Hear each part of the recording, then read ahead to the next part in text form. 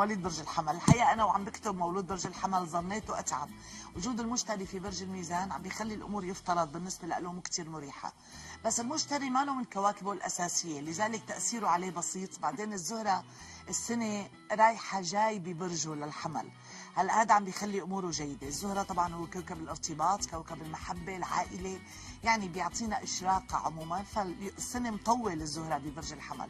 صحيح في أشهر ممكن تكون مو كتير مريحة، يعني مثلا مثل الرابع ممكن يكون مو كتير مريح عاطفيا لانه فيه تراجع الزهره وزحل، الا انه بتركيبه السنه سنه جيده عموما. هلا ممكن يكون في اشهر متعبه، ما قلت لا.